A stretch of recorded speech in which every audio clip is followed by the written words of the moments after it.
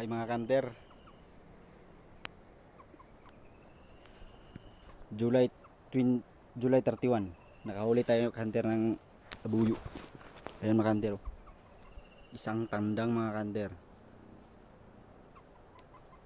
Ayan. So nahuli natin kanter. Yan yung ating pangati kanter, inahin. Ayan o, yung ating bagong pangating inahin. Tsaka dito siya na huli kanter. Yung aking ginawang kanter, isang salabay lang kanter. Ito, yan, paikot sa kanya kanter. Ayan, nandun sa ibaba kanter. Kaninang pasadong mga alas 6 ako nag sa kanya kanter dito, nagtulos kanter. Nahuli mga 7:27 nahuli. Yan, dito sa banda nahuli mga kanter. Dito banda, yan, dito sa natalian mga kanter. Sobrang tandang ng mga kanter.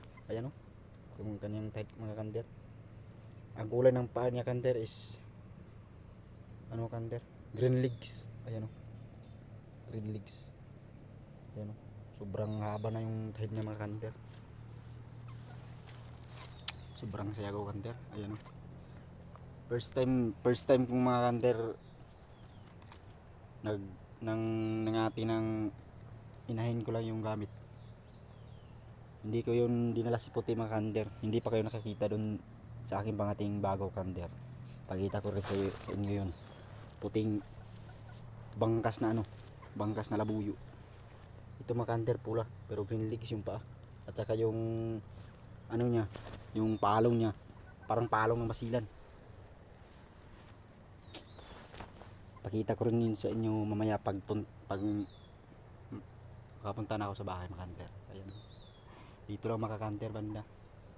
Saka yun, may daan yun sa kabila dan mga kanter. Ayan, may kalsada.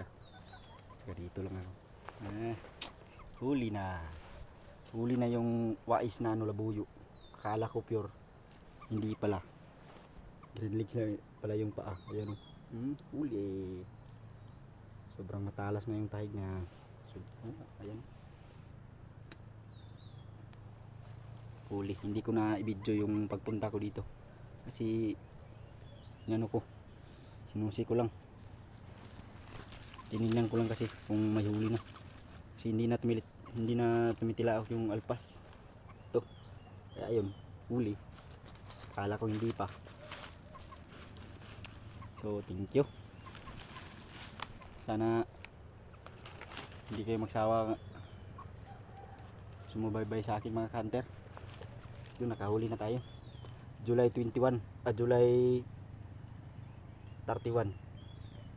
katapusan ng July mga kanter, nahuli ko. Ayan, so thank you mga kanter. So aking magliligpit muna ako sa aking katal mga kanter.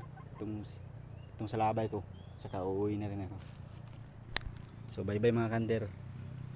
Huwag niyong kalimutan na mag-like at mag-comment at mag-share mga kanter. Kung taga saan kayo, mag-share lang kayo mga kanter. Bye bye mga kanter.